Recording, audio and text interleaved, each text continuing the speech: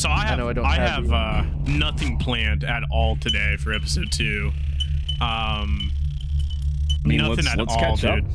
Let's catch up. I mean, let's start with a catch up. Like, you know, let's run down what we've been through since the last episode. And obviously, Swanz1e, first time. You know what I'm saying in here. Yeah. Let's learn a little bit about the Swans, man, dude. The Yeah, Swans, man. Who are you? You know, for the community out there, man. Like, honestly, yeah. To piggyback off Greg, like, what do you stand for? What are your morals? Like, where do you why draw is your the name line? Swanz1e? I think that's always like the best question. What is That's like what always a is good one. like what's the worst crime you'd commit? You know what I'm saying? Like, what's your line in the sand? Honestly, money laundering. No. Eh. So I kind of just got into the streaming sphere, like, of course, through the same time everyone else did, COVID. Mhm. Started over on the Purple platform, came over. I actually never came over. I quit streaming, and then my wife actually knows Greg, like in real life, and they connected. Gosh, almost a year ago now at this point. Damn Yeah, near. it's about. And It's about. yeah, Time flies. whenever, honestly, when Street Fighter 6 came out, because I've been playing a lot of Street Fighter 6, I've loved fighting games. It's like one of the 3 things I'm good at. And she was like, "Hey, one of my friends is actually streaming, and you know, he's doing a Street Fighter 6 tournament, and you should get in." And I'm like, "No, I suck, dude. I suck." Blah blah blah blah. blah. Oh, dude, Swanz1e came when you were doing the tourneys, huh? Yeah, Yep. that's when I first met him. W. Yeah. W. But yeah, I came over, and you know, we kind of talked shit back and forth, played a couple of tournaments, and it was pretty much all downhill from there. I found a company hello. Damn. I found a okay. community. Are we going corporate? What's the Greg? term? Are What's the we- term? Greg, Company? Is that like is that military terms or? I mean, what is that? Yeah, I would just Baddup saying- back company, dude. You know what I'm saying? Like the Baddup- game. That's actually fire. I love that. That's cool. Bad company. But yeah, ever since then, I found like a community that just says the weirdest, most out of pocket shit, but they are so fun and loving and accepting. And True. I love this community, honestly. Super is one of the most positive dudes I have ever had the pleasure of like talking to. Greg is just one of the funniest fucking dudes and one of the most genuine dudes I've ever talked to. I fucking love this community. Situals, Kofly, Golden Boy, their stream yesterday with him was awesome. I loved hearing him talk about like growth through music and then this, that, and the other. It's been a fucking awesome time here, dude. You want to make out? That's Noted. yeah. Sorry, my bad. I mean, you want to take it to the broom closet? I'm sorry. But Not I mean, the broom closet. I'm classy, okay? No, Marquise, there's another one. Absolutely. That's a beautiful man. But mostly with like my morals and everything like that, I'm very basic. I mean, do things that make you happy that aren't obviously incredibly heinous. Mhm. And as long as you don't encroach on me or my family or stuff like that, I don't really care. Like like my morals are be good to other people and treat people with respect unless they don't deserve it. Yeah, I feel like if you're I mean- not hurting anyone or groups and you're living you're living a good life, I think. Mm-hmm. Yeah. It's so simple, dude. But a lot of people just don't get that. Like, Yeah. People really just hate for no reason, or better yet, like they're hate just because that's how they're brought up to hate. They're brought up that way, and they don't think for themselves. They don't want to find an answer. They don't want to look at a different perspective or viewpoint, a different upbringing. You know what I'm saying? Yeah. Like I grew up in New York City. I grew up in a city around every single nationality, sexual orientation, religious group, like political, ideology ever.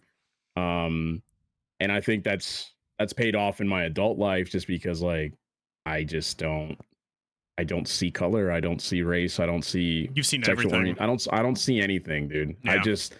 I see the person, and if you're a good person, I rock with you. If you are evil and do stupid shit and kill people and take advantage of children or women or old people or whatever, I just, it's very simple to draw the line and Hmm. you Yep. know associate with the right crowd and condemn the wrong one. But um I think, this community in general, like since I've been a part of it, everyone for the most part, I'm sure there's people around or in the Discord or in the stream that probably disagree with us on, a variety of different topics, but Right. at the end of the day, it's never disrespectful. And I also think a lot of people have open minds to be able to listen to different perspectives or different information and then potentially change their mind on whatever disagreement there might be. Or, likewise, like I think all of us, like us three included, like we'd be open to changing our opinions on things if we're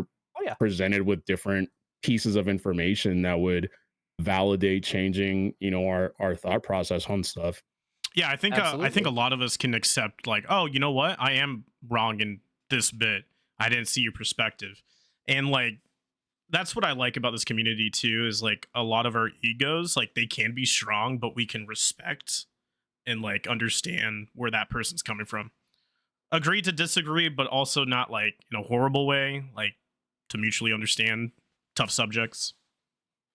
Yeah, and if somebody's putting forth facts, and it's like you said, super, it's like, yeah, if you're putting forth facts that kind of change my way of thinking or change my opinion based on something because of this is the factual representation of what's going on here, I I think everybody should be open to changing their position, or changing the way that they think about a certain topic.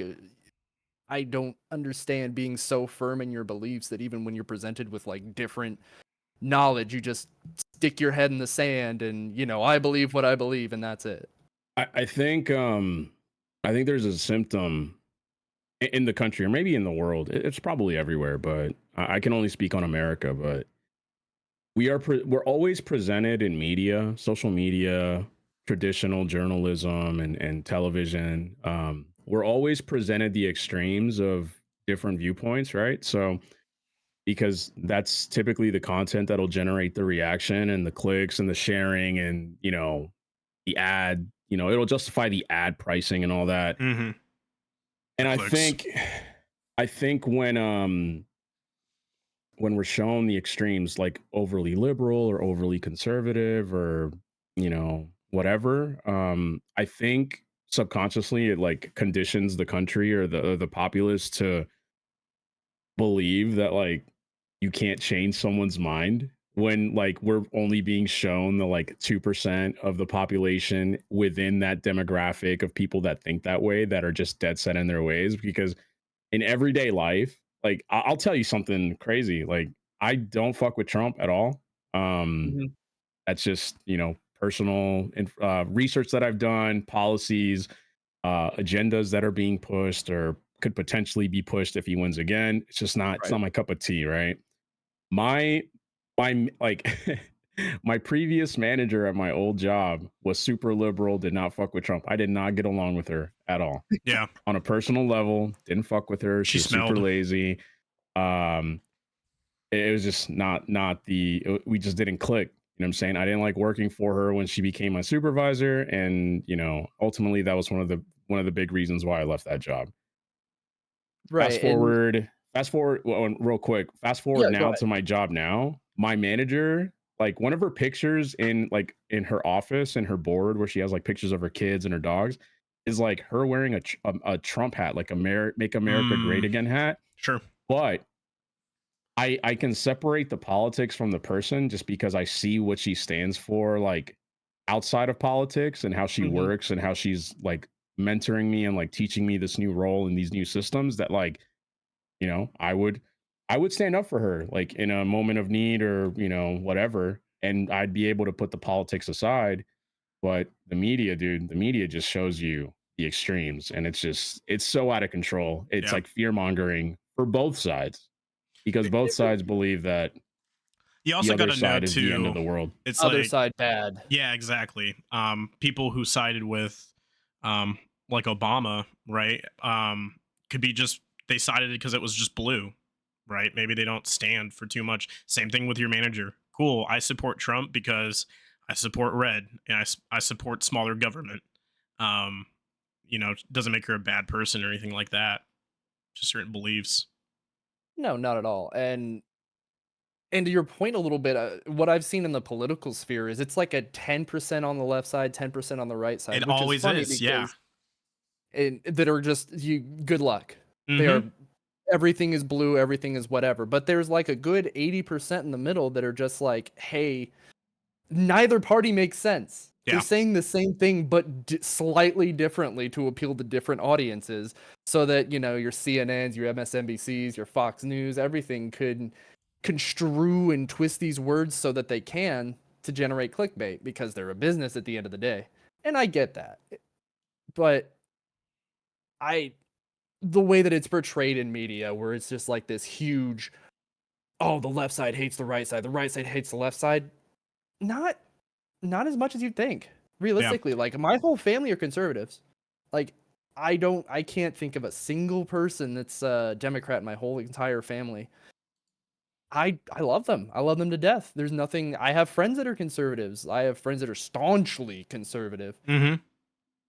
You can be conservative and not support Trump. You could be liberal and fucking hate Joe Biden. Like that's just the way that it is. What's crazy, and this is just some research that I've done over the past, I don't know, like 3 or 4 weeks. Like obviously, like for anybody not in the U.S., like we're in primary season. There's debates going on for like the Republican Party.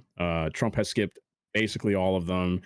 He's embroiled in he's got like 91 felony counts of different. There's a lot in 4 jurisdictions. That's for crazy. Various different things, election subversion, fake elector scheme, civil shit with his company in New York, etc. But one piece of information that I took away from this article that I read a couple of days ago was that like they asked the question like, yo, is polling fucked up? Like, is polling representative of like actually like how the population is going to vote? And I ask you guys the question, like, do you guys think it is? Because I have some information from the article that can shed some light as to like why you might be surprised at why it's not, or maybe not surprised at why it's not accurate at all. I'm going to say overwhelmingly no.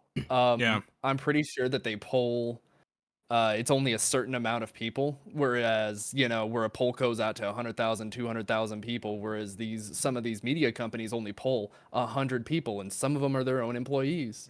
Just to put it in perspective, like working for like big companies, when they poll, it's not a good representation as well. So when you're in the inside of that, like looking at this stuff and trying to get like feedback and exposure on that stuff, you times that by 100 for a country, it's never gonna represent right.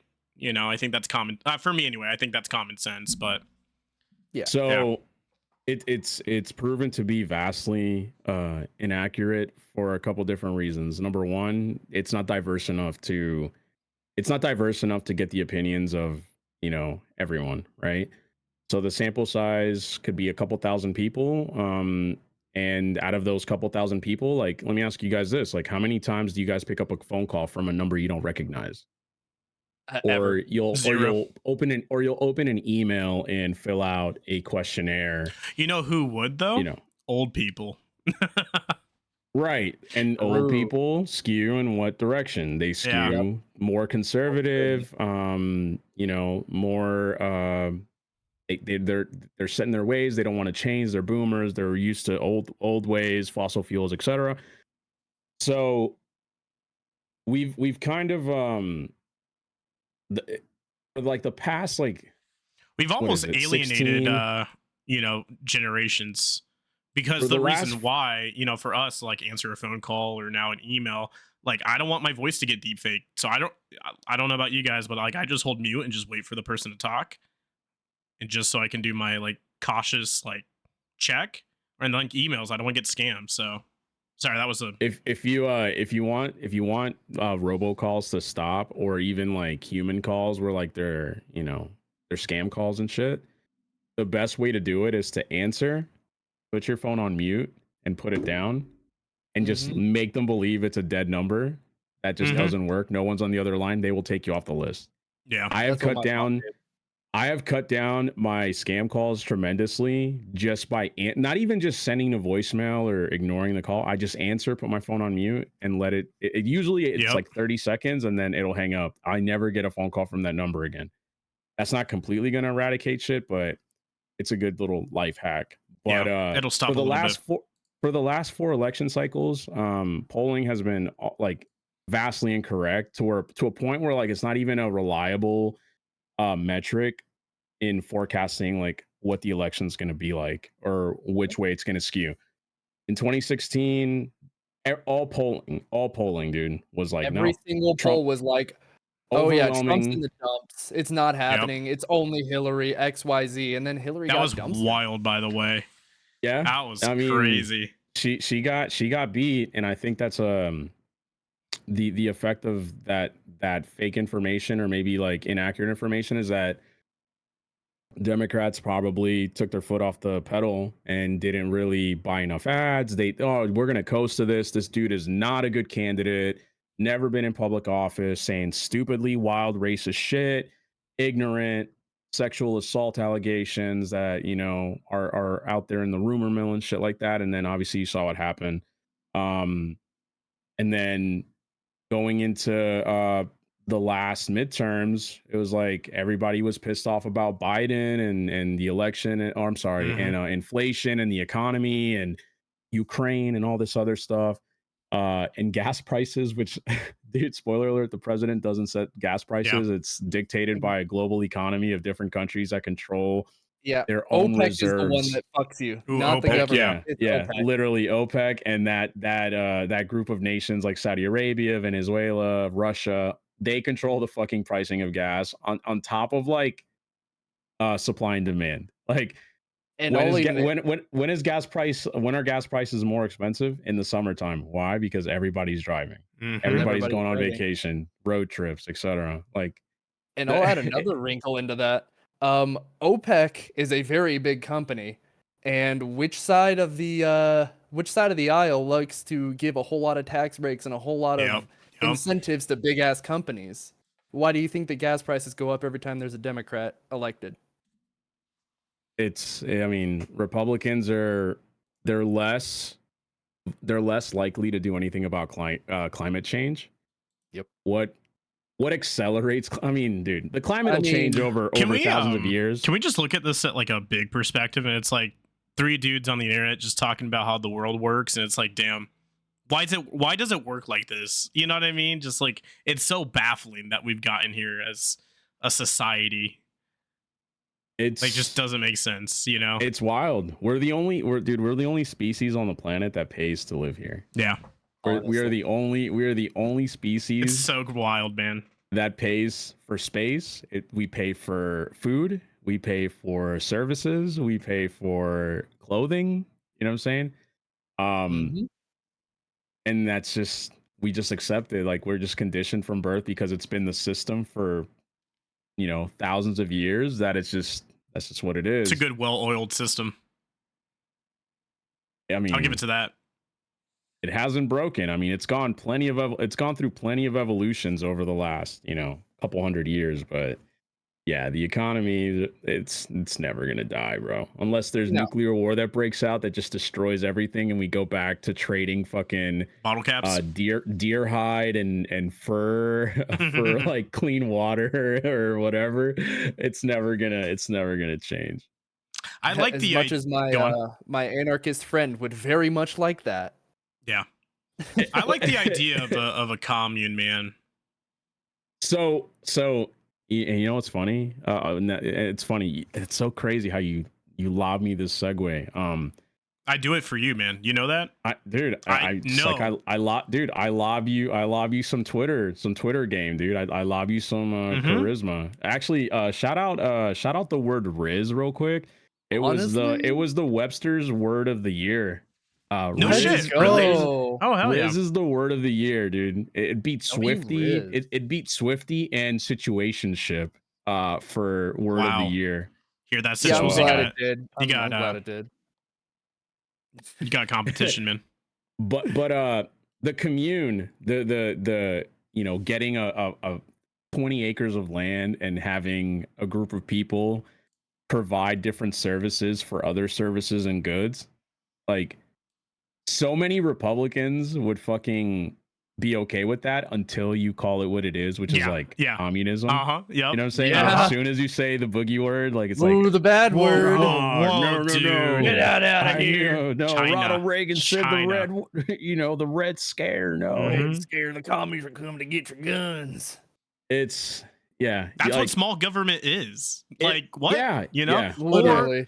Or, again, I'm not a religious person, but a Christian nation helping thy neighbor. It's like, hello? You had everything. Religion is fucking, it's a folk tale, man. Yeah. The world, dude, nuclear war happens and nothing survives except the Harry Potter books, and That would be the Europe Bible. The cockroaches. Europe gets books 5 through 8, and then North America gets books 1 through 4. They have incomplete versions of the same story, but they each believe that they end and start at different places. That's what religion is, dude. Yeah. That is the most. I forgot where did you read that, right? You saw that somewhere? It was a Reddit post. Yeah, I saw that too. Like somebody made a Reddit post, and it was like a writing prompt. It's like a thing where like there's a subreddit called writing prompts where like somebody will give you the basic premise of like whatever. It's like, oh, write a story about this, and it's like Superman lands in Mexico and that's where he's raised. Like, how does the story change? And then somebody will like, maybe it's AI now because ChatGPT. I would assume he's like brown, right? A little bit. I mean, because of the sun. He's from Krypton. He'll have a tan, but he's still a Caucasian man. Like that whole alien species is called Caucasian, but I mean, you could just watch the Spanish dub of Superman and just kind of imagine that it happened. Thanks, Swanz1e. I appreciate that, man. But yeah, no, I read that Harry Potter religion comparison on Reddit like 3 or 4 years ago, and I was like, holy shit, like that makes so much sense. That's why when people are like talking a lot about religion, that's like the example I give them, like, hey, like, why, like, did anybody corroborate the Bible? Like, you're just gonna take the word of like this dude from like 2,000 years ago and that's what it is? Like, that's what happened? And the funniest thing but real quick, but you're gonna believe that the Holocaust didn't happen, and we have video proof of that, and newspaper articles and recordings and testimony and court cases about that. But you believe the Bible, which was written by say your shit, dude. Some sheep herder, dude. I'm just say your shit. It's illogical. Lived 300 years after the Jesus's supposed death. And I'm not saying Jesus didn't exist. He probably existed. He was probably a cool black guy. I'll tell you that. Yeah, but he did not look like Obi-Wan Kenobi from Star Wars. He was probably not very a white brown. dude. Yeah, he was a brown dude. Like, he looks like a Middle Eastern man. But you tell a Bible Belt family that in Mississippi, they're like, nah, he was white. He had he was my brother. He had blue eyes, blonde hair. Nah, dude, absolutely not. But I'm not against religion in the way of like, or in the aspect or viewpoint like spiritual, of like that it's like just a scam. Like I can read a good fictional book that provides me with like guidance or like a good moral value, and like I can use that message to like change my life. I'm just not going to believe that Iron Man is a real character. You know what I'm saying? Is he not? I mean? Or Spider-Man. I saw him in the movies, dude. Like, he's real, bro. He's pretty real, dude. I've seen him on screen. Okay, I think I know a thing or two, buddy. I think you know dude. I've read the books, buddy. I mean, you got the mustache like him, so I guess he's your favorite character. Thank you. I don't know, man. Listen, if you're religious and you fuck with that, and that's your thing, cool. As long as you don't do any stupid evil shit, by all means, it's not hurting me at all. Yeah, but I mean, let's go back to the beginning of the podcast, right? If you're not radical and you're like believe in beliefs and they help you through life, I love that. Keep believing that. That's great. Yeah. I think there's a lot of different ways to get to that point. Religion is a good one in certain aspects, but And from growing up where I lived for 10 years in the Bible Belt. So everybody was going to church every Sunday, every Wednesday, XYZ. And of course, I was made to go to church for the first 13, 14 years of my life. I'm completely Same. atheist now. I came to that realization when I was like 14, 15. Why? But Can I ask you, like, how did it come about? sure. Because mine was Bill Nye, I'll tell you that. Honestly, Bill Nye was spitting. No, but I was kind of on the train a little bit during my like MySpace phase, like 2013. Of course, I had access to the internet about that time on my old Gateway computer. Hell yeah, dude. So I started reading a couple things because nobody had ever presented like differing opinions other than, Jesus is Lord and he took away all your sins so you could live a pure life. And if you believe in him, you go to heaven, XYZ. W Jesus. So honestly, thank you, Jesus. But I had never heard really that many dissenting opinions that made sense to me when it came to Christianity. And then I started looking on the internet and I had friends that were atheists, and I got into like discussion posts and back in the day forum posts that would discuss things like that. And it got me like critically thinking about like the kind of the system of religion that we're using and that we're into right now. And it just raised major questions like I didn't understand. So it got to a point in like 2014, I was dating this girl in church. And then when we broke up, I was like, dude, I don't want to be in church. And I was like, wait, I don't want to be in church. Nice. Why don't I want to be in church? And it took like a couple years. And I'm like, I just don't believe in this anymore. Yeah. It doesn't make sense.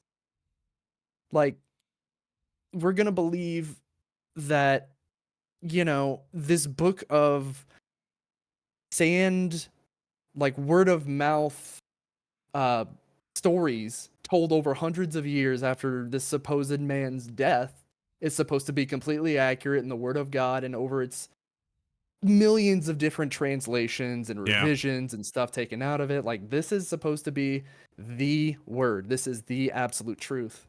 If you think about it, Jesus won the game of telephone.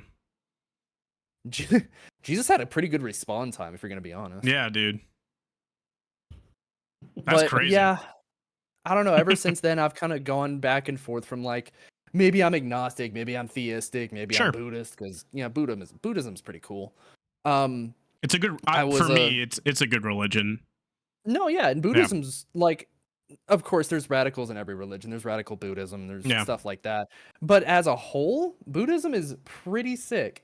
It is all about finding inner peace. And sure, there's some spiritual element to it. There's spiritual element to most religions, but it's more about improving oneself. Yeah. And I can't say anything bad about that. 100%, always. I can't tell you what the chant's called, but I've chanted a couple times with some good friends of mine. And, I don't know what you would think of this, but I really do believe in a lot of like vibrations, if you will.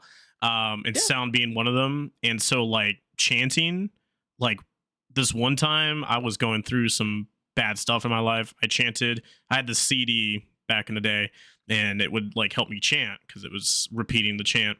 And I would be going through my car, driving through my through the highway and stuff, chanting. And then like I broke down and like things became clearer. It was wild. And I don't know if that's like a crazy Jedi mind trick or, me manifesting, through words. But, I got to say that Buddhism is pretty fucking rad. It's helped me a little bit. Yeah, and that's what I mean. To be completely like, I don't mean to take away from the point, but sound is technically like vibrations. Oh, it is. Yeah. So it's the tweet that's like sound is just wiggly air is so funny to me. But yeah, no, I mean like sound is definitely vibrations that go into your eardrums. It can go through your body, obviously, because it's not just your ears that are absorbing different frequencies. Going back in. Like when you go to like a house show or a rave and you can feel the bass in your chest. It's not only your ears that feel these vibrations. You also got to think too, like they've done a test, right? Like on like plants, like saying nice things to the plant will grow. Yes. You play metal music, it turns bad. And then you got to think about that with your mind and how you say stuff and how you bring yourself up. And that's what through a lot of different things in my life, I've really changed who I am, and now I say nice things about myself, and like it just brings you back. It just brings you elevated. So it's wild. It's wild. That that's been a huge one for me because I think I made a post when I started hitting the gym real hard Mm-hmm. here in the last like 3-4 months or so. And I mean, for the last, oh, geez, 28 years of my life since I could have thoughts, I mean, it's been nothing but putting myself down. I'm ugly and Yeah. skinny and Yeah. short and, annoying and an asshole and XYZ. And I reached a breaking point this year where I'm like, I'm done. I'm done sitting here wallowing in self-pity. I'm done criticizing myself for the past for things that I've done. And Absolutely. I'm not going to be that fucking person anymore. And it's made such a difference. It's It really crazy, has. man. Like, just not in your head 24/7 telling yourself everything's your fault and XYZ. But like I wake up in the morning and I kind of like look in the mirror and I'm just kind of like, okay, yeah, we're looking good today, man. Oh yeah. It's gonna be a good fucking day. It's gonna be a good day. And it usually, yeah, it turns out to be an okay day. But it would have been a lot worse if I looked in the mirror and been like, Already you fuck, started your day I horrible. hate it. I Yeah. hate everything. Everything sucks. I'm stupid. Mm-hmm. No. So it's just it's been a huge improvement, honestly. Yeah. I think I've told you Yeah. this before, but like if I ever get into like a negative feedback loop and I can tell, I like will now associate like a snap and I like will get myself out, and like it's been really helping me too.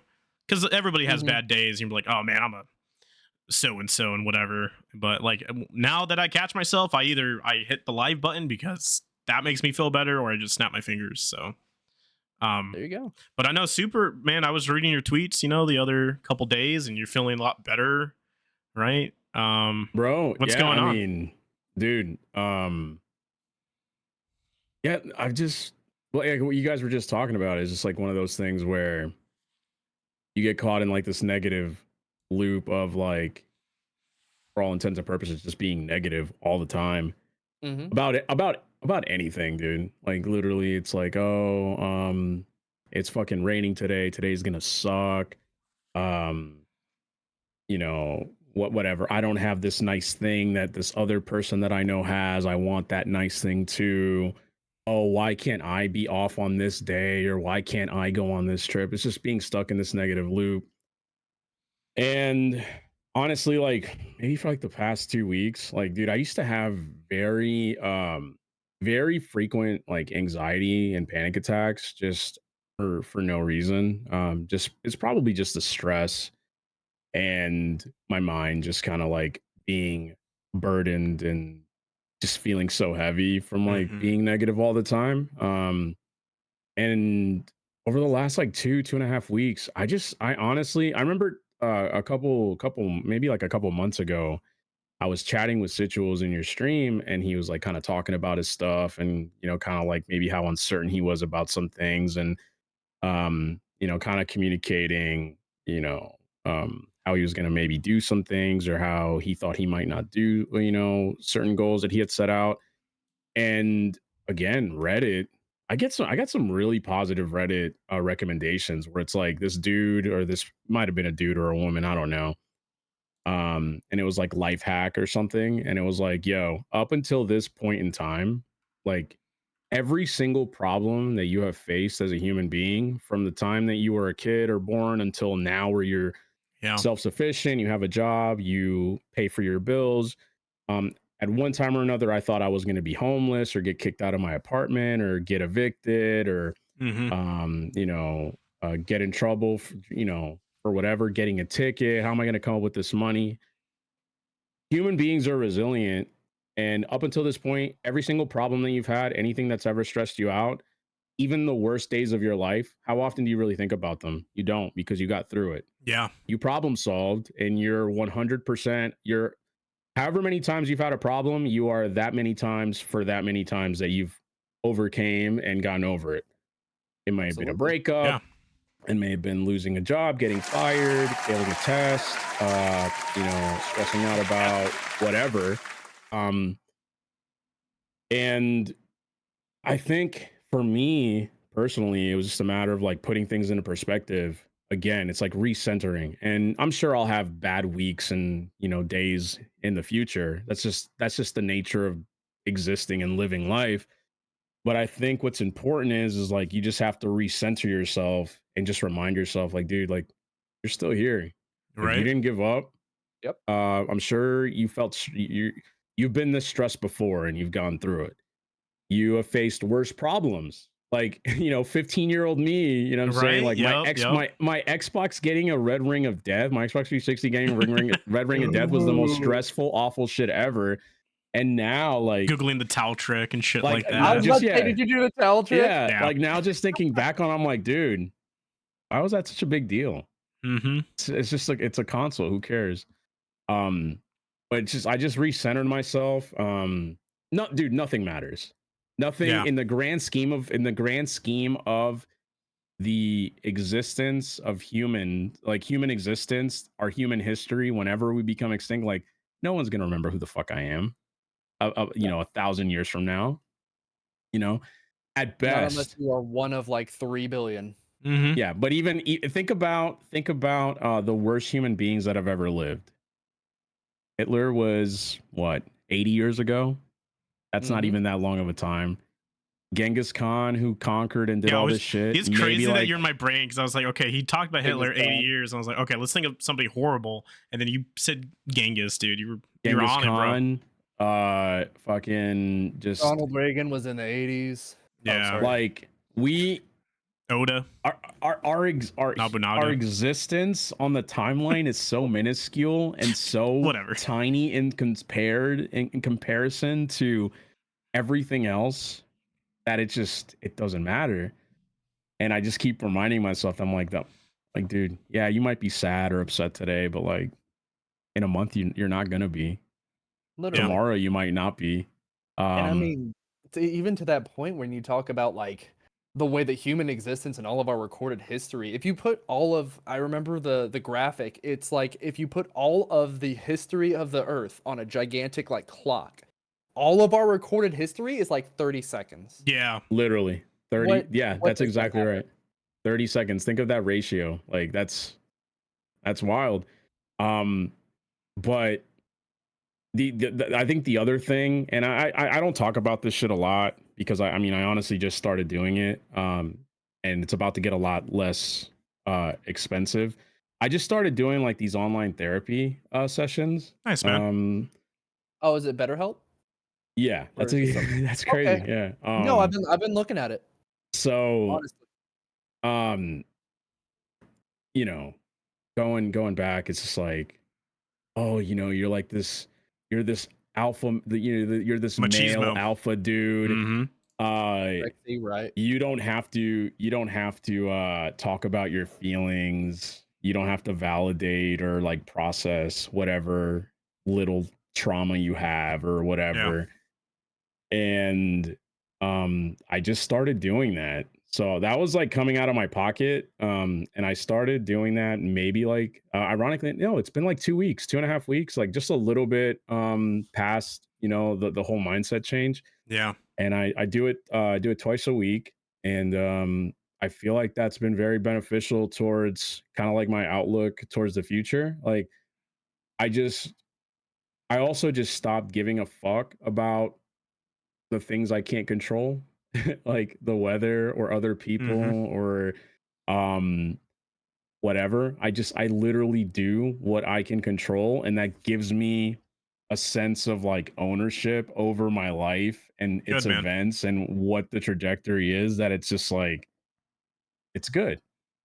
It's Yeah. good. It's not like my life's not perfect, right? But having that control over what I can, like my volume, what game I play, what I watch, or what I consume media wise, who I talk to, how much I talk to people, like that's all shit that I can control. And it's just like about doing what's comfortable for what I need. And I'm sure at different points in times, like those ratios and those quantities will change. Like maybe in the future, this person that I barely talk to now, I'll talk to more. Right. And maybe Yeah. this person that I'm really close with right now might not be in my life. Like it's just I can't control It's the certain evolution. things. But you have to just roll. You have to roll with it. Yeah. You really do. And honestly, huge W for that personally, It- because I was it, I was raised the same way. I It was wasn't. raised It like, wasn't "Oh, easy. you don't talk about your feelings. You're a man. Suck it up. you're Push through. tough, figure it out, push through up by the bootstraps and XYZ. And I mean, I stayed angry. Like that was it, 24/7. I'm just pissed I probably off would have hated about you. everything. I think I so. would no, if I went back and met like 17-year-old me, I would get me out of my room or Mhm. whatever. Like I would not be able to stand me. I But like, think I think the other thing, and not to cut you off, was like no, go ahead. No, cut him off, dude. no, but going back to like the 17-year-old you thing, at like 16, 17, I had such a clear picture of like where I thought I was going to be at 33, which is where I'm at now, or hell, even like my mid 20s. I was like, I'm going to be doing this for a living. I'm going to be married to this person. I'm going to be living in this state, driving this car, with this kind of dog, you know, whatever. Like the prototypical, like, you know, experience, right? Yeah. And I look at myself now and it's like, damn, what you thought your life was going to be is not at all what it's like right now. And I think for the long, and this is one of the sessions that I had with one of the people on that program was talking about that shit, and they were like, yo, like, don't be don't be ungrateful that your life isn't that. Like, be grateful that you still have a chance to, you're still here, you're still around, you have a roof over your head, you have friends that care about you, your dog is stoked every time you come home, Yeah. like, you know what I'm saying? You have a nice Oh my dog, dude. I like your God. dog. Cute dog. That's one of the best parts of coming home. You're Mhm. consistently going and working out. Like, not a lot of people do that. And like, you're depressed and you're doing that. Like, just imagine how much easier it's gonna get when you're not depressed. And then those were like the little things that that kind of jump started my change in thinking. Um, because dude, it got so bad. I was like, I was just feeling the stress. And it was like, stress is just a mental thing. But to me, it felt like It was heavy, it was huh? like claustrophobic. Like, Yeah. everything was like, it was like pressure, you know, it was like a change in pressure. Like, you know, when you like go into the ocean and you dive deeper and deeper, the water fucking, obviously the water pressure starts to squeeze on you a little bit. And it feels And like I there's no start, way to go. yeah. And dude, I found myself, it was like I was choking or drowning, and Yeah. I'm like, I was like hyperventilating and dissociating. And it was just like, it was, dude, is the, I don't know if you guys have ever dissociated or have ever experienced what that is, but it's like, It's wild. It's bad. it's like you're in your head, but the, like, your mind, if you could quantify how big your mind is, it's like it's like a little like ball, and there's all this space around your own head. So it was like, dude, it was the worst. And I'd never experienced anything like that until like maybe like earlier this year. And I was like, dude, what is this? And I was always just like, oh, you know, it's just, it's something, it's not that big of a deal. Like, you're not dying. You're Yeah. not dying. Like, just fucking deal with it. Yep. But just then grit through. as I learned to find out, as I came to find out what it was, I'm like, nah, dude, like, this isn't normal. Like, this is, something's causing this. Like, various different factors are causing this to happen. And you got to process what that is. And like, the better you get at processing the enabling factors that cause this to happen to you, the less it's going to happen. And for the longest time, like, I was just very stubborn, and now I'm like, Resistant. dude, I'm a man, dude. Like, I don't have to get help. Like, I can I'll push figure through it this out. shit. Yeah. I can push through this shit. I always have, I always will. But it got to the point where it's like, it was just too much, man. And I was talking to I was talking to my dad, and I was telling him and it was after like not talking to him for a couple months, because he lives down in South America. I was just kind of telling him what he was, like, what I was going through. And dude, my dad is a fucking, that dude is a man, bro. That is Like, Yeah. man. full fucking beard. He goes camping. He took me to camp in the Amazon. He's fucking killed like snakes and fucking gone hunting and shit. Like, he's like fucking Rambo. I've always looked up to him. And when he was like, "Yo, go talk to someone," I was like, "Fuck, All right, okay." fair That puts enough. it in perspective. It's like, yeah. I went And oh, I go on. had and I had other people tell me the same thing, but when he gave me that advice, it kind of like, Mhm. it finally like struck a nerve, and that was what kind of did it. And that's kind of Yeah. how it was for me. Like, I've never professionally had help. I mean, I've had, when I was younger and had a lot more mental issues, I was like going to therapists and getting help and getting medication. But as of the last like 10 years, it's been like, oh no, You've been raw dogging you it. know, I'm the man of the house, I'm an Air Force vet. I've been through worse, it hasn't Yeah. been that bad. I haven't been deployed, you're living it easy and XYZ. And me and me and my roommate got into an argument, and it was like a knockdown, we're about to get in some fists kind of argument. And like before it got that way, we both like calmed down and we were like, dude, we need to talk to someone. And it Mhm. was that collective like, oh dude, we both have like real bad baggage and we need That's to get really this out. good, by the way, to figure that out on that level, like that elevated Mhm. level. That's huge. And me and my roommate bump heads all the time. Yeah. Like he's stubborn, I'm stubborn. We talk shit to each other all the time. He's stinky. At the end of the he's stinky, I'm not, I bathe at least twice a week. Mhm. W. I would take a bullet for that, man. Yeah. Honestly. I'd take an absolute bullet. Don't let him hear this. It'll give him I'm not Clip uploading it. it. Clip it. I'm not uploading it. It's fine. I got to say though, I went through something similar last year, and you said, a weight on your chest. One of my coping mechanisms is that whenever I got scared as a kid, and then also like I just did this as a kid because I would go, like sleep over and stuff and hang out with friends. Mhm. Last year it started around this time, which some of you guys know, but I just was having anxiety attacks, panic attacks for the first time in my life. And I'm diabetic too, so it was like, is it health? Is it this? I couldn't tell. But there was like a lot of traumatic stuff that has happened to me during COVID, and one of my coping mechanisms would be me sleeping on the couch. And so I haven't really told too many people this, but I slept on my couch for 6 months because I felt alone and like scared, just like. And it's crazy because like my bedroom at the old apartment was like 100 feet away, not 100 feet, like it was just literally like 7 steps away, right? But me sleeping Literally. on the couch made me feel better. I kept smoking weed every night just to close my thoughts and to cope. But Mhm. there was a breaking point. There was a breaking point where I was like, fuck dude, I need to figure this out. And this is advice for people who are feeling this way. If you gotten through some traumatic stuff, accept it, accept that you went through it, and then just go pass it, right? Just now own that you're a survivor or of your own trauma, and then you just elevate yourself and try to say better things about yourself, that you're a good person or a good man or a good friend or whatever, and push it onto others. So it's Yeah. crazy. Anxiety is insane. It's such a mental thing. There were times where I was shaking and I'd go outside, just try to cool off. It was weird. And I mean, I've had times like that in my life too.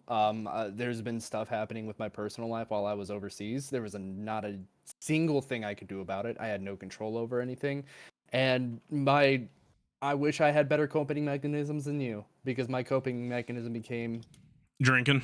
Yeah, It's drinking. it's easy, man. I gotta say, like, this community has really saved me because every time I felt really bad, I go live and like would escape my thoughts, and then like also learn from you guys. Like I learned from Super a lot, dude. And I know like you went through a lot of trials of different things, but I'm glad that like we're still friends, and honestly like really good friends, dude. So W super, honestly. It's not easy, man. It's not easy. And I think the important thing is just like, you sometimes people recognize that they have a problem, not a problem, but they have a situation, and they don't do anything about it. It's like the ultimate form of procrastination. Like when you have a really big paper due or a test that you are trying to study for, And it's really easy to go party and put it off. And no, I'm just gonna go drink at this bar. I'm gonna go hang out with my friends or partner or whatever. And then boom, it's time to write the paper, and it's the night before, and you're staying up for 10 hours bullshitting, Yeah. and you get a shitty grade on it because Mm-hmm. a lot of people just procrastinate and put it off to the side because it just doesn't. It's not important, and it's usually not important until you hit a breaking point. And a lot of times when you hit that breaking point, you're so embarrassed and you're so fucking down on yourself for letting it get to that point that it's even harder to get the solution to the situation. And it's just, everybody, we're all on different timelines. We all process things differently, and we all learn differently. And Yep. Everyone's um, on their journey. every human being is unique. Every single Absolutely. person.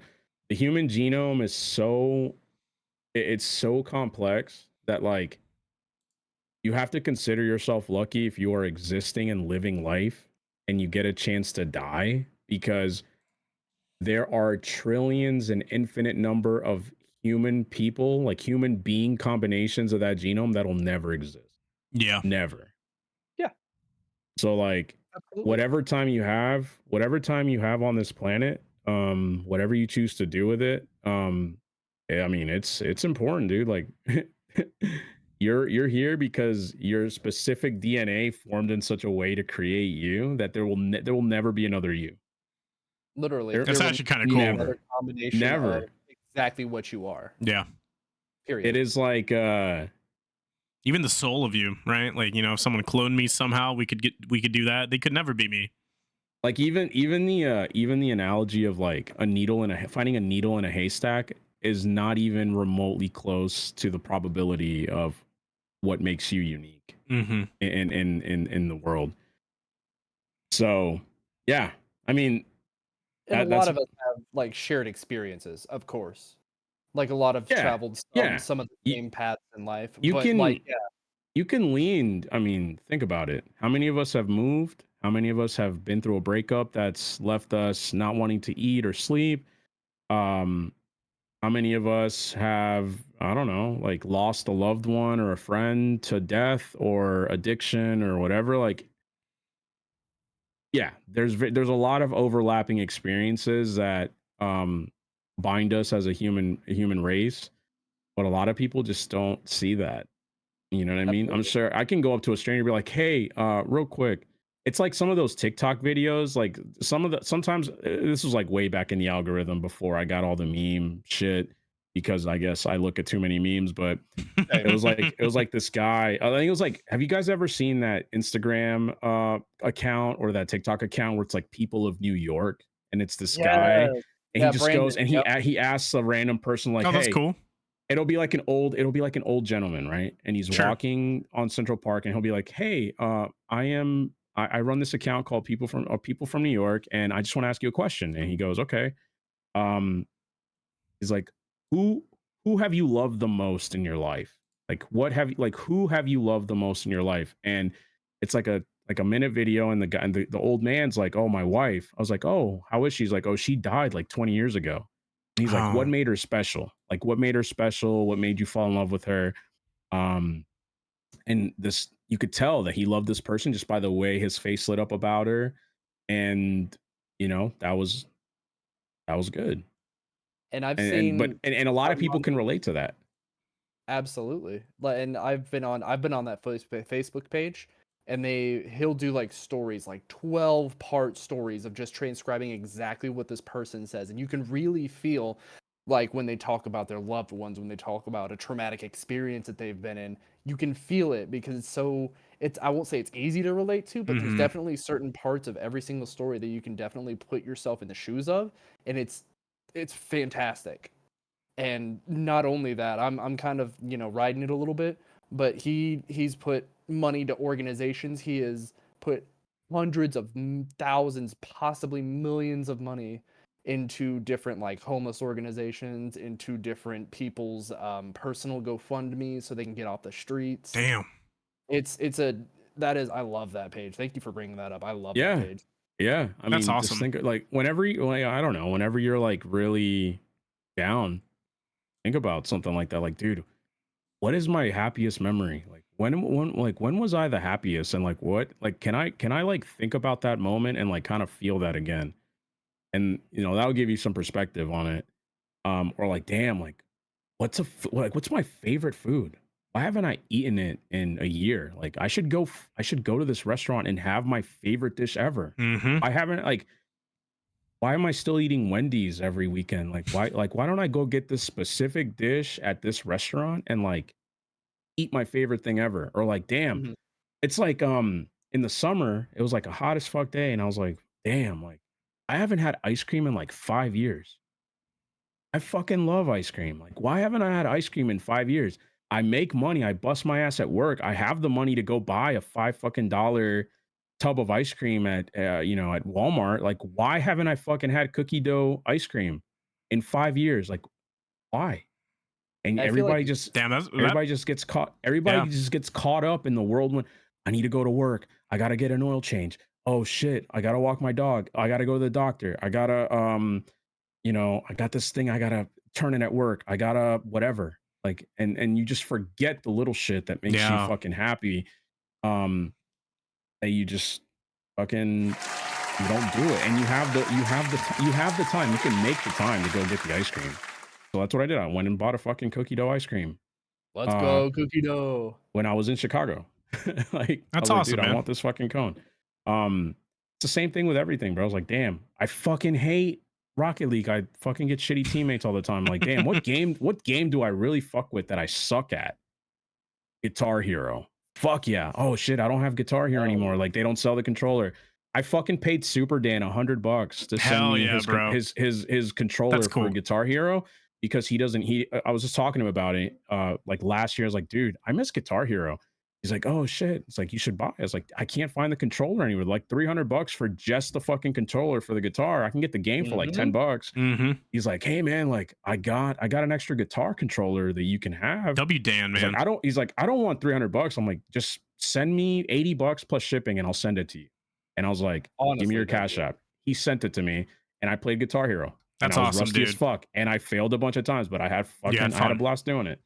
So like Love him, man. I love that guy. just do the things.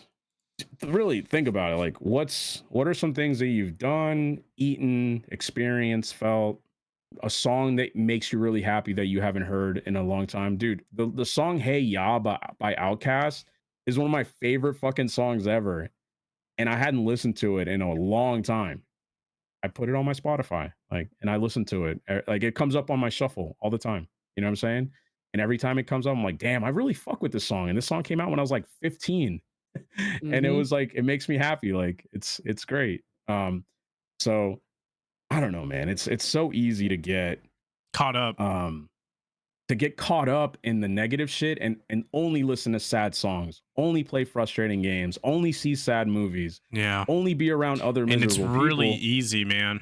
Really Very, easy. very easy. Sometimes I get in my feels, I'll listen to a playlist and I'll listen to it like 3 days straight of like sad It songs. And then I'm like, why the it fuck am I doing like I can't loathe in this. I gotta move. I gotta keep being me. it's like, bro, it's like purposefully being on a sinking boat. And instead of you have a bucket, instead of pouring water out of the boat so you don't sink fast, you're putting water back in it. Yeah. Like you're adding more water into it. Yeah. So yeah. I gotta say, and this is the people, and hopefully you're listening and you're liking this podcast. If you feel isolated and you just purposely put yourself isolated, like that sinking boat feeling, you have the power to get out. You have the power to reach out too. If I was sinking, I'd be like, super, we're friends. Can I play a game with you one of these days? And that would get me off the boat. Really, it's simple as that. Just feeling connected and making the move, because everyone loves you, and not specifically to you, super, but for people who are feeling this boat sinking feeling, people who are still talking to you for X amount of time, and they still talk to you, and you're isolating yourself from them, they like you. You just got to put the effort. You just got to say, hey, I'm not good. I'm not all right. And I'm glad that you've been listening to me and talking to me. And, I think I need help or something like that. So that's just advice for people who just feel stuck on a boat, because you have the power to get off the boat. Absolutely. And I mean, reaching out to friends has definitely been a huge part in, you know, becoming where I've been today. I mean, I've gone through a whole bunch of stuff, but I've had so many people that are just open ear. Yeah. Like, let me come up in them DMs. Let's play some games. Let's talk about shit. Let's go through it. And I've done the same too. And yeah, from experience, that is a huge one. Is just The having people who support you is such a mental boost. You think Yeah. know? about this too. When you're at your lowest and you're the most depressed, if you've ever been in that situation, truly take a second and look around and see who still talks to you. Who's still here? Because That's so true, dude. the people that don't talk to you when you're at your lowest, they're the ones that do not care. They want something from you. They're trying to you know, leech off of you, leech off your, whatever you might be doing. Like really, really look around. You know what I'm saying? Because I noticed that when I was going through my shit, like a month or two ago, like a lot of people stopped talking to me. Yeah. And it's not like I made them stop talking to me. It was like, damn, I'm just like, I'm distant. I'm sad all the time. I'm always tired. XYZ. And then the people, dude, Greg still talked to me all the time. Situals, like the people that I knew gave a shit about me as a human being and weren't just using me to like Yeah. get something or advance something for themselves. Like I was like, damn, like that really does show me some shit, because like these dudes could have just stopped talking to me at any point in time because I'm miserable, and I'm sure they can tell. Like you can I will notice a say, change in personality. yeah, Yep. like we knew, right? And again, I value a lot when people need to take a leave of absence of my life, or say sexuals or something like that, and they need to better themselves and figure themselves out. I will give you your space, but there are times where I saw this in you, and I was like, well, I know he'll come around. I'm always an open door. I've always created an atmosphere the last internet persona of many years where I'm like, this is me. You've met me, and I'm just like, he'll come around. Like we hung out. I'm not worried that he's feeling alone. He'll reach out and say something, and then we'll talk. We'll just say like nothing happened, and we'll just be best buds. So that's how I always treated friendships and things like that online. But I'm just happy that you're better. You know what I mean? And taking steps. But I mean, Agreed. by no means am I like, and I don't even want to like quantify it and say like, oh, like I should be, this is where I want to be, and Sure. that's where it's acceptable. Like everybody's a work, dude. We're a work in progress until we fucking breathe our last breath. Like that's just Yep. that is just the reality of it. Circumstances change, your physical abilities change, your mental capacity changes, so you're always going to adapt and have to work on different things. Some things later on in life that you never had to work on earlier in life. But yeah, I think it's, like I said, it's just a combination of like actually talking to a professional and doing it semi consistently. And then also just not giving a fuck about the shit that I shouldn't give a fuck about, man. Like that really is the key. And that might not resonate with some people because maybe, It's a maybe double-edged it takes, sword, right? When you maybe say to don't give them a fuck, it's, yeah. yeah, it's maybe to them it's getting the advice not from me, some dude on a podcast on the internet. It's getting the advice from somebody that they actually respect and value and they have a really close relationship with, that'll kind of like make it clear for maybe the same message, same words, but it'll mean something different coming from that specific person than from me or you or Swanz1e or whoever, right? So Mhm. I think it's just important to kind of find that. And then once you find it, it's just, Rome wasn't built in a day, bro. Like keep stacking, take your small dubs. You'll lose some days. Like there'll be days, progress is not linear, it's not exponential. It's a fucking you'll go down a step and then go up 5 and then go down 3, but then you're net positive 2. Like you've made 2 positive steps overall. And that's just kind of how you keep going. Yeah. Oh, agreed. Agreed. Like life's gonna throw every single challenge at you, and you're not gonna be perfect ever. In the whole entirety of your life, you are never going to be perfect. But you don't need to be perfect. You just need to be better than you were yesterday. Mm-hmm. Yeah. Always, Or 24/7. even if you're a little bit worse, tomorrow you could be 2 times better. And it's again, it's just I hate that, you know, and I found myself talking about that to myself internal. I was like, damn, dude, like, why are you like not hitting this goal? Like, Yeah.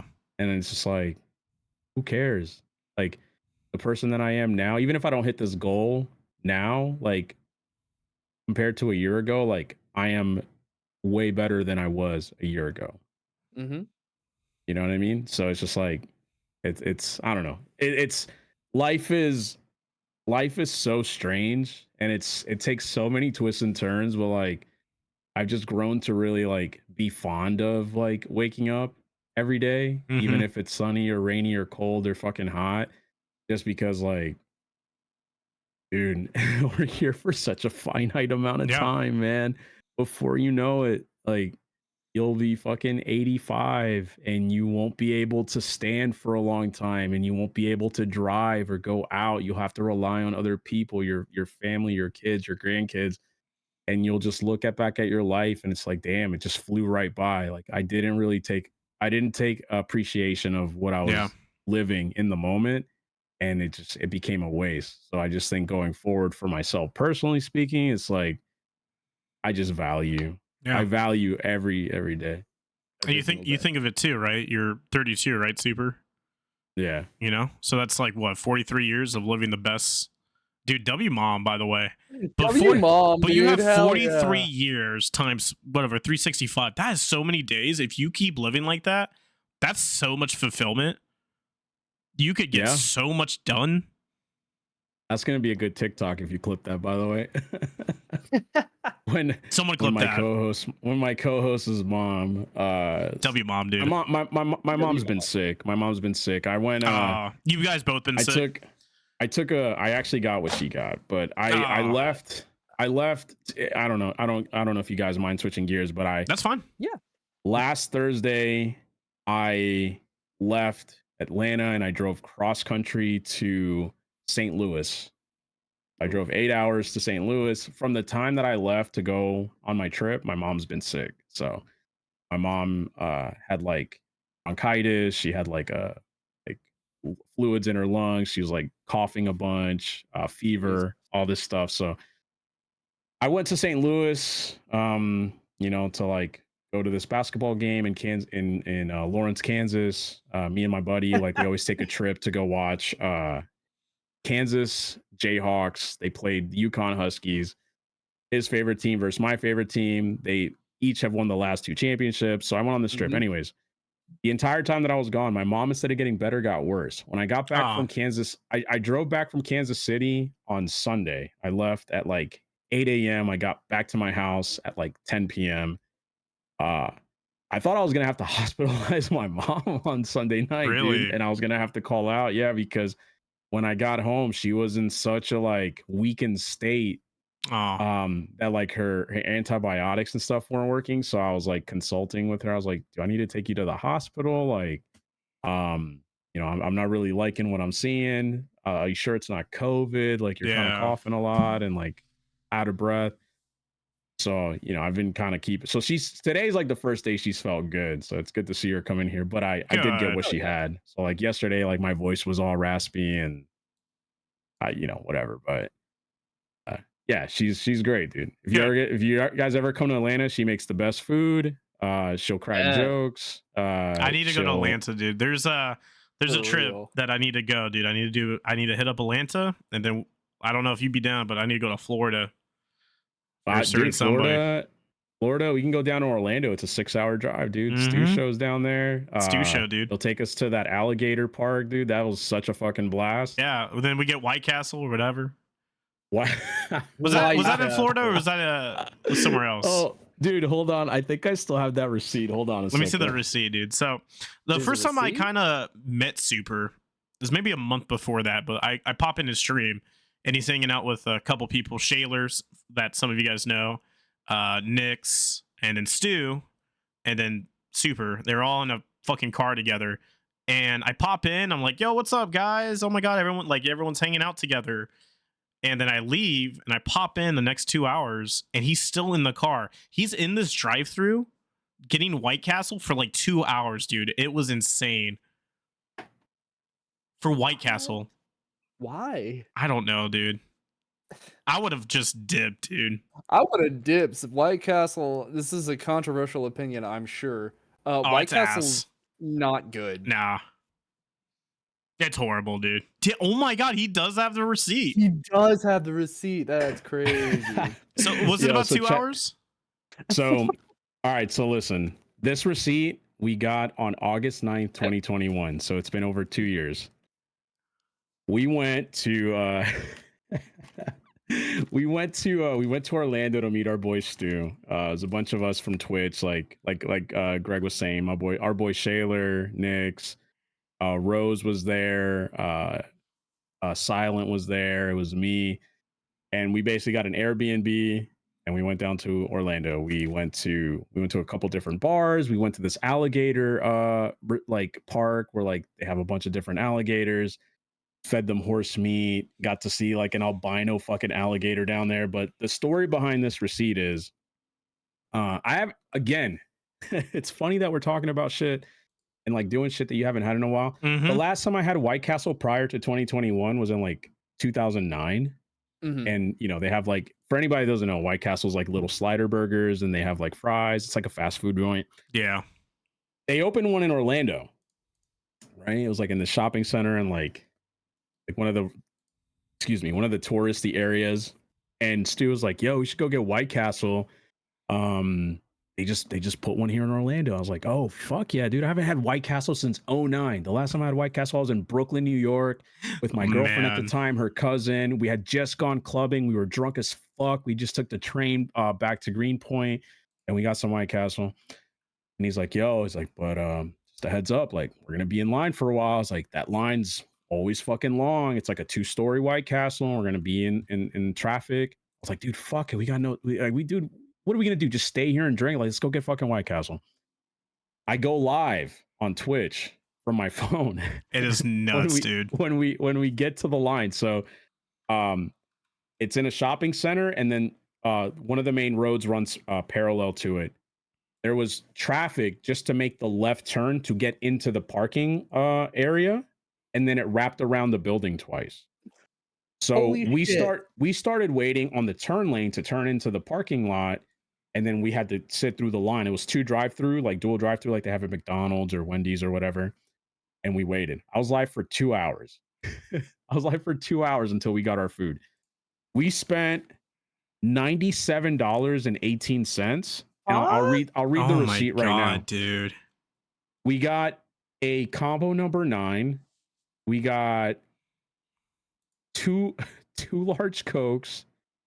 We got, oh my god, another large Coke. Damn, I'm hungry. We got like mozzarella sticks. We got 2 small fries, and then some of this shit's faded. Like, but we spent $98.18. I was live for the entire time. We took our order, we got our food, we went back, it started raining, and then I actually ate. There's still a clip on my Twitch of me eating the mozzarella sticks and giving like my like impressions on like, oh, like this is so good, blah, blah, blah, blah, blah. It was so much food, dude. I've never felt like such a pig in my life, but fuck, did that shit make me happy because I was around people that I fucked with. Yeah, dude. Great personalities, great human beings, and then I got food that I really fucking enjoyed, even though it was probably awful for my my cardiovascular system. Arteries. Such a cool trip, though. Just hanging out with people. But I kept this. So anytime I go on a trip, I keep physical things that I like tickets or brochures from tourist spots and stuff like that. On top of, I upload picture, like a big photo dump of like shit that I've gone and done because I did it and it made me happy, right? So when I like most recently, like again, I went to St. Louis, and then we went to Kansas City or Lawrence, Kansas, and then we went back to Kansas City. I went up to St. Louis Arch. We toured Busch Stadium, the home of the Cardinals. We went to watch Kansas versus UConn at Hog Allen Arena on Kansas's campus in Lawrence. We went and got Mexican food in Lawrence, like at 12 a.m. We went in toward Kauffman Stadium for the Royals. We just a bunch of just cool shit, bro. Like, and I have the brochure, or I have the ticket from the St. Louis Arch. I took a bunch of cool photos. I had a really kick-ass barbecue, and like, again, it's just like tangible. It's a tangible experience, and things that'll remind me of those memories. Like when I think back about that trip. 'Cause I don't know if I'll ever go back there. Probably not. Like, there's nothing out there. I Like would. I've seen what I've had to do there. Um, and it's the same thing with this. Like this White Castle receipt, I've kept it for 2 years because if whenever I see Shaler again or Nix or Stu, like I'm be like, dude, I still fucking got it, dude. I still got it. I know the date that we went there, and we'll fucking reminisce about it. I think I do the same thing yeah. with ticket stubs. So like every show that I've shows? been Okay. to, yeah, I still have ticket stubs. I actually have a ticket stub from I went to, I believe it was for my, that was 2011, so that was my 18th birthday. I want to say 18th birthday. Yeah, that checks out. My 18th birthday to the day, November 3rd. I went down to Austin, Texas, and I saw Between the Buried and Me, Ooh, nice. Animals as Leaders, and Tesseract Oh my with god. my What a good show. cousin, who was also into the kind of like the same music I was into, and down in Austin, Texas.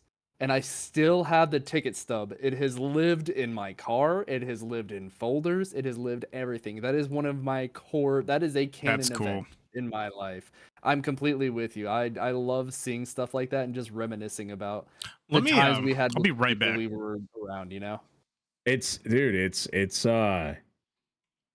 is literally a memento, bro. It is a memento. Like I've seen I don't have it anymore, but there was this trip I took with an ex like 15 years ago. We went down to a beach in South Carolina, and I had sand from that beach. Oh yeah, I remember. Yeah. So it's just a board like that, and I did this like maybe 2-3 years ago just to elevate again me and like make sure like I'm good and just remember the memories, because pictures don't, like photos on your phone, I'm never gonna look back, or Facebook photos or something. So I have like a couple letters from like my grandmother, that like if I have a bad day I just read it, and then it like reminds me that I'm like, damn, I made it really far. Then a couple like show bracelets, couple photos. We got Zach. There's crazy about this photo. It was like a photo booth photo. His girlfriend texted it to me like 2 days ago. So it's kind of funny that I'm talking about it now, but he has one too, and it's just us like hanging out at a club, and we just take a couple photos at the photo booth. But yeah, man, it's just good to have physical stuff. I have dude. There was one. Like, it's so weird. I've never gotten emotional when I get like up until like recently, and it's probably just because I was young and like whatever. But like, I got a birthday card from my mother. I want to say like 6 or 7 years ago. I was like in my mid-20s, and bro, when I read this letter that my mom gave me, again, just a random birthday. It wasn't like I did anything special or crazy. It was just all like along the lines of like she just was writing how proud of me she was. Yeah. And in just a few words. And for whatever reason, I got so emotional reading that shit that I actually still have that. It's actually on my counter behind me. And for whatever reason, like that's just one of those, like I didn't do anything special that birthday. It's not like I went and partied or got drunk or, you know, whatever. I think I just stayed home and like played Call of Duty or something or whatever, and maybe had like a piece of cake or whatever. Yeah. But that, for whatever reason, that letter meant so much to me that I fucking kept it. And I like you said, whenever I have like a bad day or I feel inadequate or depressed, like I just kind of read it and it like makes me happy. Here's one of the ones for me right here. So wow, hello, camera, please. No way you So- doxed yourself, dude. Oh my No way god, I that just is doxed so my whole last name. cool though. I'm I sorry. can't Isn't it believe so your name is cool? Cian. Yeah, dude. Okay, dude. All right, brother. But if you look Scenes? on here, this Oh, says wow. 1995. Wow. So this was this hung on the spare room that my grandparents had. My grandma and my grandpa when they lived in Colorado. And I have so many memories of just being in that bedroom and hanging out with my cousins, hanging out with my uncle, and playing Grand Theft Auto Vice City, even though my mom wouldn't let me at the time. But grandma and grandma let me. It's fine. Going out and getting Red Robins because it's what my great grandma loved. All this stuff. And I think it was about 2 years ago, or actually it was almost near 10 years ago, my grandma passed, and about 2 years ago, my grandpa passed. And when they boxed up everything, my mom showed this to me and was like, "Do you want this?" I'm like, "There is no way in That's fucking so- hell you are putting that anywhere else. Yeah, that's beautiful, man. You are sending this to me because this is nothing but memories. This is some of the happiest memories I've ever had in my entire life." And you're right. Sometimes I look at this and I kind of look back on like the darkest times of my life, and I'm like, dude, these were the happiest times. You've made it through worse. You've made it through everything, and you started here. Yeah. And Sorry, I'm you not can- laughing at you. I'm just laughing at Absolutely. the latest comment that I just saw about you. Wow, what a nice story All right, well, from never mind, Cuck. man. Fuck. I That mean, is Yeah, really man. nice, I'll though. brand. That is really nice. Isn't that crazy that like a sign, a fucking receipt, a ticket stub, a birthday card, You like, sock. Huh? I'm sorry, my bad.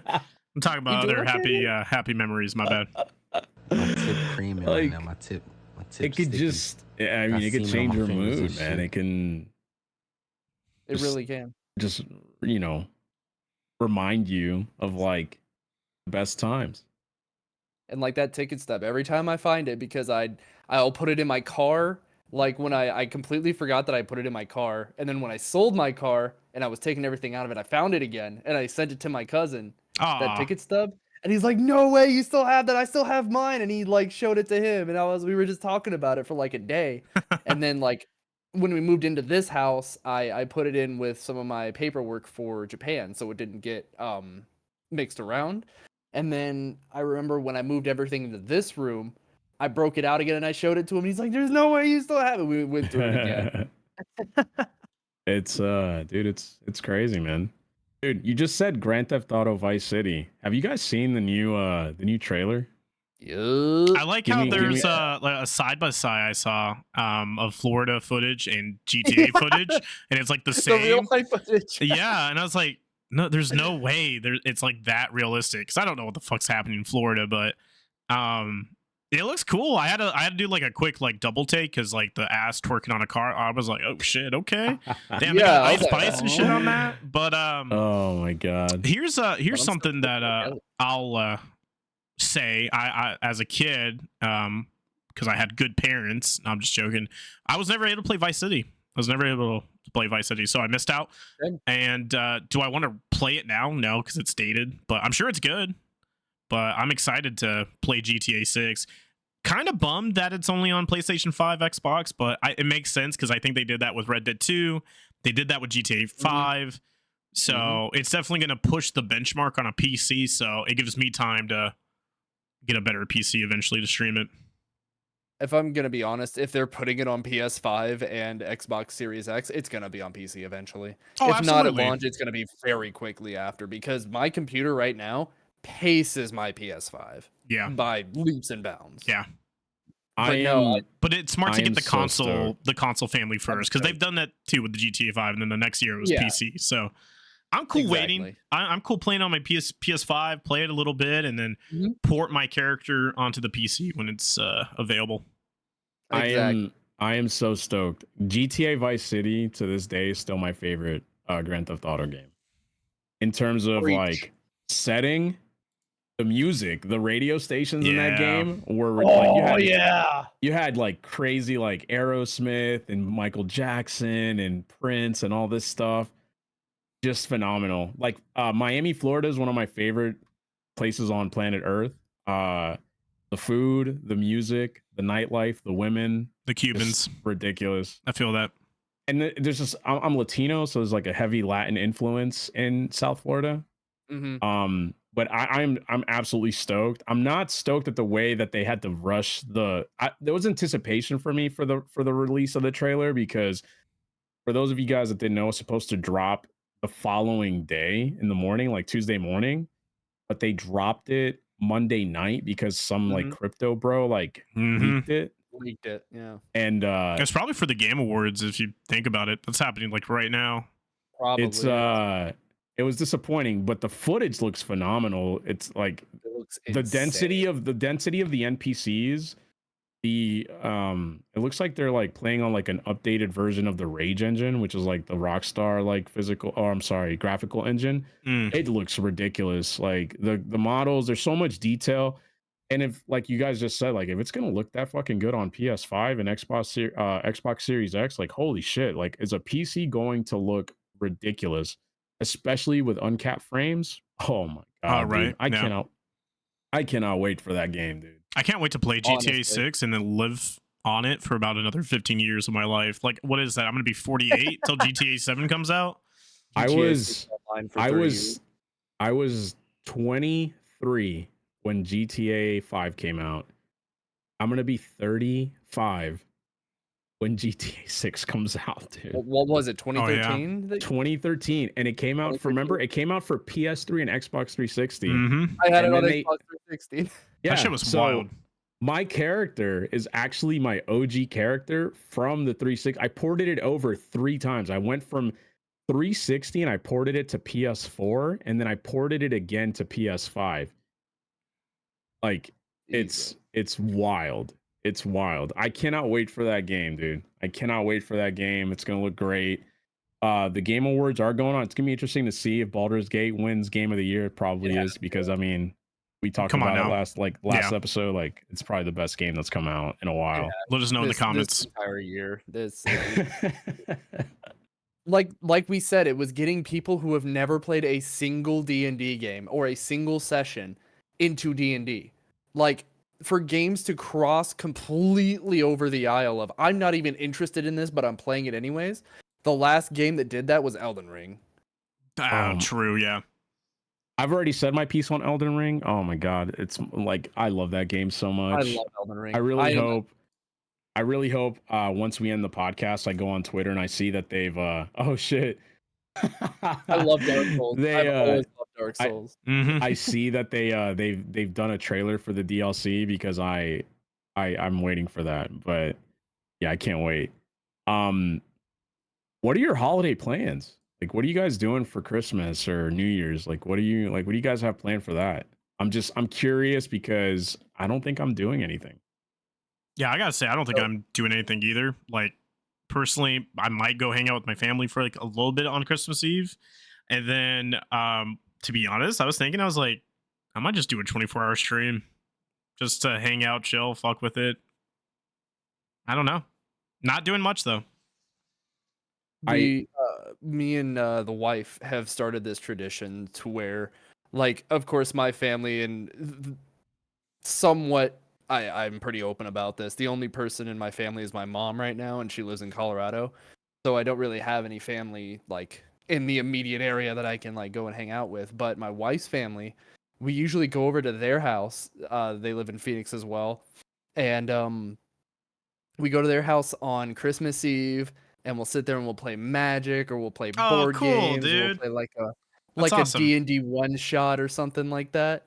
And then we'll pound down some beers. We might play some Nintendo Switch Sports. Why not? Yeah. And then pound down some beers, go to sleep, wake up in the morning, and just hang out all Christmas Day. Have some cookout, have some, fun times hanging out with the family. And honestly, it's been really nice. That's cool, dude. So Christmas this year is on a Monday. So that's a 3-day weekend. If you work a 9 to 5 or a Monday through Friday. Let's go. I'm probably gonna take that Friday off Have a and 4 have day. a 4 day yeah. weekend. Like It's a W. as I've gotten older, I really I don't know. As I've gotten older, like the Christmas spirit and enthusiasm has kind of waned just because I don't live in a place that snows. It's so commercialized that like the shit that you looked forward to when you were younger, like Black Friday, uh, quarter 4 game releases and stuff like that, big movies, like they just don't have the same like It's the same. I was same gonna say spark. It this. doesn't hit the same. And it might be just because we're older Well, and maybe we're so more cynical. it's because of that. But to Walsh's point too, I was going to bring this up. It's because we don't have any kids, because it really does go past down. Like the kids, like, super excited, and like it's a family holiday type, event. But because we're older and we're in the system, we're like, who cares? Black Friday, whatever. Like, I know what I'm gonna get my dad, my sister, and my mom. It's a little bit more genuine, like for me anyway. But yeah, capitalism, like, it's really capitalism driven, but I don't care for it. I'm literally just gonna wake up late. I don't expect anything for Christmas. I don't really want anything, and I'm just gonna watch basketball all day. The NBA runs 5 games that entire day. It's like a big that's day cool. in the NBA. So I watch 5 basketball games, and I'll probably just play Minecraft. That sounds like fun. Literally, Yeah. I play Minecraft because I'm a Miami Heat fan. I've been a Miami Heat fan for as long as I can remember. Like, as I look in my closet, there's like 7 jerseys, 2 of them with my actual name on the back. Like, that's been my squad. I'm not even from there, dude. I grew up in New York City. I don't like the Knicks because they wear orange and blue, and that's New York Mets colors, and I'm a Yankees fan. So as a kid, I was like, I didn't think you were a Yankees fan. Yeah, I couldn't tell. Yeah. I mean, dude. Oh man, but yeah, I'm not doing shit for Christmas. I honestly I thought I was gonna be doing something different, but that's not gonna happen. So I'm just gonna pivot to the shit I know, which is basketball and playing Minecraft, because it's the most chill experience ever, and I don't have to stress out about it. And I mean, that's absolutely, if I was still overseas, that's exactly what I'd be doing, because it gives me comfort. Like, yeah, I used to sit there and, I'd have our little company get together, or wing or squadron get together that I had to mandatorily go to because whatever. But then I'd hang out with a couple of friends, and then I'd go home and play Call of Duty or League of Legends and hang out with my friends. Oh God, it was comforting. I know, okay, bro. chill. My All right, God. Like, for the record, I just wanted to go into the lore of the podcast. League absolutely fucking blows. It's the worst game ever, but I don't hate you if you play it. If you enjoy it, you enjoy it. And then lore 2 is if you do play it, I do hate you. So do not watch me. You're I kind of hate you too. Actually, I'm just play A-ramp like me. Actually, no. Let's actually lean into that. Yeah, if you play League and you enjoy it, just fucking don't listen to this. Like, go ahead and unfollow the channel. And residuals, fuck you, Greg. Okay. Oh, what about this? Okay, so holiday plans. Did you guys make a New Year's resolution last year? And if you did you stick to it? I'm gonna be real with you. I don't ever do those. Because it's like, why do it now? Why wait?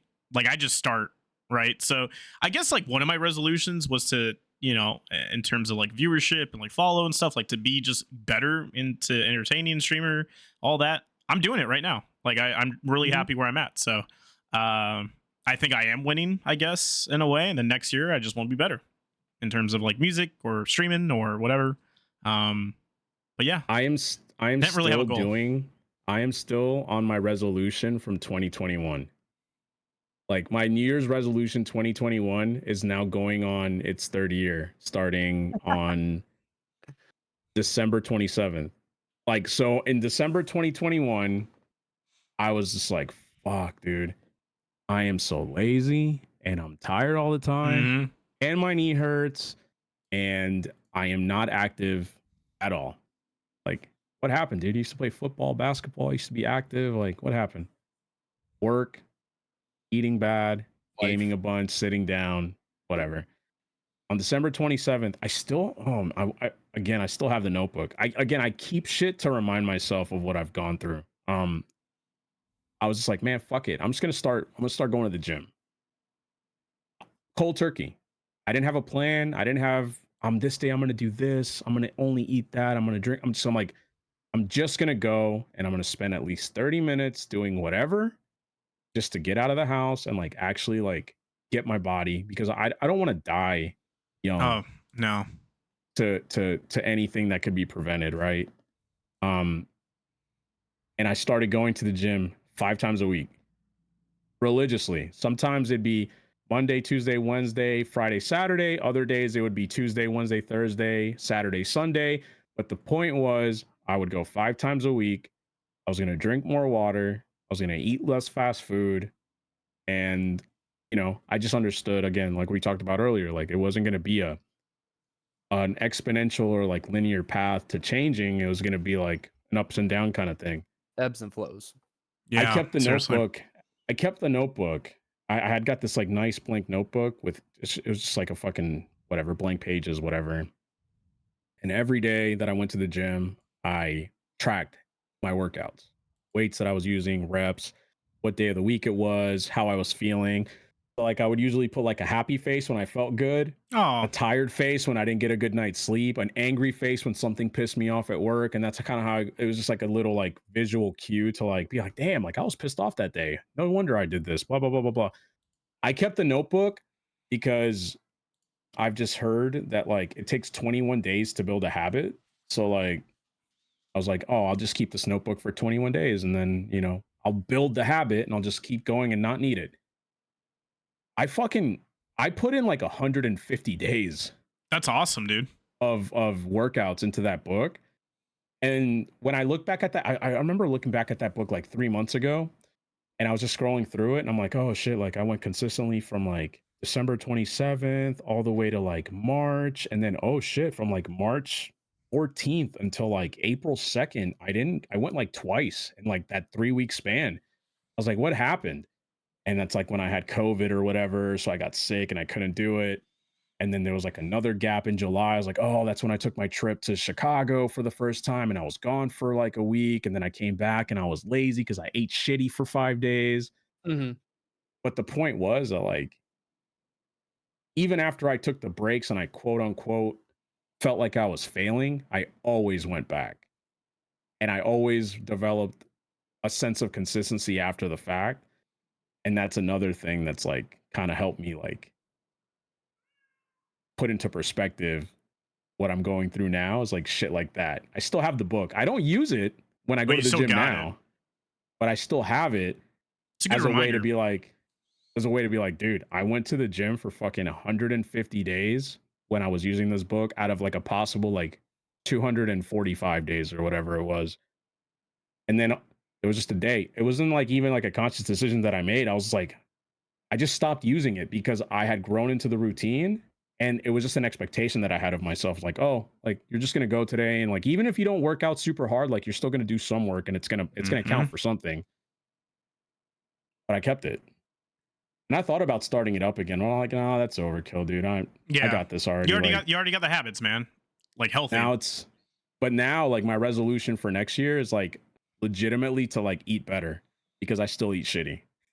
So like everybody's always like, oh, super like, damn, like you're so swole, blah, blah, blah, blah, blah. And I'm like, dude, I don't really think I'm that swole. Like, I appreciate the, the kind words and shit, but like, I still got a lot of work to do, like internally, like just based off what I hope to achieve. And it's just like, my resolution is just an ongoing thing where like, I'm keeping the same lifestyle change, but I'm like kind of stacking something else on top of it. And it's just, again, it's just a matter of consistency. I was just curious if anybody else was doing that, because a lot of people will do a New Year's resolution. And I've noticed since I started going to the gym that like in late December until like middle of January, it'll be super crowded. I'll have to wait for equipment. I'll have to like, maybe show somebody that like they're at risk at hurting themselves from like doing something incorrectly. Just trying to be like a good sport and like a good person. So like give some advice, and then sometimes I'll never see those people again, and it sucks. And I always, dude, no matter what, dude, when I'm at the gym and I see somebody that is a newbie, or maybe they're self-conscious about being there, like you can tell, right? You body language, you can tell. Yeah. They don't know what they're doing or looking at. Recently, like yesterday, bro, there's this one dude at the gym, and he is physically different.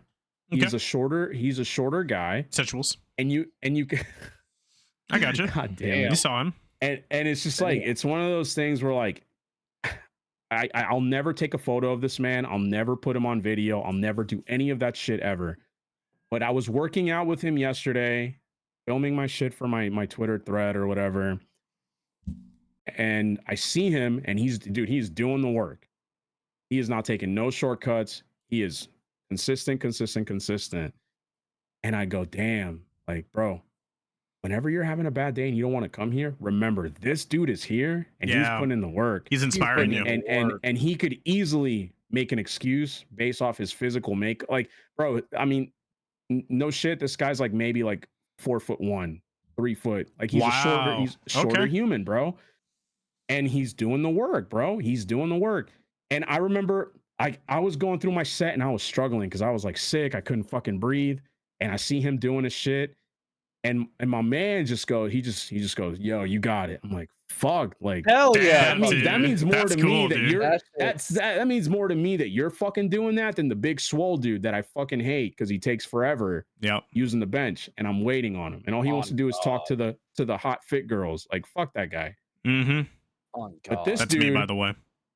I took these headphones off and I go, bro, I'm like, you're making me want to fucking keep going because like I'm tired and I don't feel good. He's like, no, man, you got it. I was like, nah, bro, you fucking got it.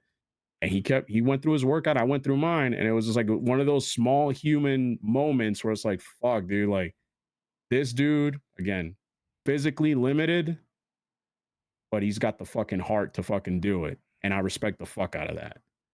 That's why dude, I'll never in my life, I'll never see somebody that's not fit, that has a disability, that is shorter than me, skinnier than me, none of that shit. I'll always look at someone and be like, yo, this person's here, they fucking belong, and they're pushing me to get better. Like their willpower, the fact that they show up for themselves and they're here and they don't give a fuck and they're just putting in the work, like I can do that shit too. That's why I fucking love gym culture. Yeah. I honestly love gym culture. So there's a small percentage of it that, of course, people do it for clicks and there's bad eggs. You know, they're filming people and they're saying, "Oh, look at this idiot! He's doing the stupidest thing." And it's like, why don't you like go over and tell him, "Hey, man, look, this isn't helping. Let me show you the correct form to do this." Versus, "Oh no, I just want to get clicks." But then there's this like overwhelming. It is like 98% where it's like, you're doing it. You're in here. Keep going, dude. Like, you are only improving yourself by doing this, as long as you don't overdo it, obviously. But I love gym culture because even like, no matter who it is, it could be the gym that I go to, it has like guys that are over 70, guys that are over 80, you know, people that are definitely like trying to lose weight, or, you know, like you said, there's a couple of dudes that come in here that are like 4 foot something, like tiny little dudes, and they're just busting it out. Yeah. Just pushing it. And I look at these dudes and I'm like, they can do it. And I know that they can do it. I can do this. Like, absolutely. And I know that if I walked up to him and was like, "Hey man, you know, like, what are you like XYZ, how would you do this?" He'd be like, "Oh, easy. So you hit step 1, 2, 3, you do these reps, you do these sets, and you do them in this number, and you could do like XYZ." And I know that 99% of everybody in the gym could do that. And that's why I fucking love gym culture. It's great. They just see who, like, this person's trying to work on themselves, and they see themselves. They're like, "Oh, I was there. Let me help you." Those are genuine good people. I commend that, and I see, and bro, Every time I go to the gym, that dude is there. Every single time. Every single fucking time. Never, doesn't ever. I can guarantee you that dude does not feel sorry for himself. He doesn't fucking doubt his ability to fucking do what he needs to do. Like, he just fucking does it. And again, if he can do it, I can do it. You can do it. Anybody can do it, bro. Well, I gotta say, this is really organic. We didn't really have too much plan At all. Swanz1e, how do you want to close out the episode, man? How do I want to close out the episode? Sure, absolutely. I appreciate you, Greg. I appreciate you, Super. You guys don't say are... thank you. That's so weird. Okay, I'm just joking. well, I'm just joking. I'm sorry. I'm fuck sorry. you I'm sorry. then. I don't. What do you want me to say? Jesus, No, this go off. fucking I'm sorry. guy. I'm sorry, dude. No, it's fine. It's fine. I'll just not say what I was gonna say then. Jesus, dude, this guy. No, but really, Super, Greg, thank you for having me on. It's been an absolute pleasure. I love talking to you guys. Super, like I said in the beginning, Super is one of the most positive fucking people. He really is, man. And I could not be happier that I get to talk to you guys. Honestly. Yeah, this was a good one, dude. Like, just so you guys know, like, for the people listening or people in the chat, like, we talked about different like prior to the episode, like different topics. Like, so we had a list of different things. We touched on a couple of them, but like most of it was pretty much organic. Like, and I feel like the podcasts that I listen to that I enjoy the most don't feel forced. Don't feel like super structured and rigid. Right. So I like how it became like a men's mental health episode.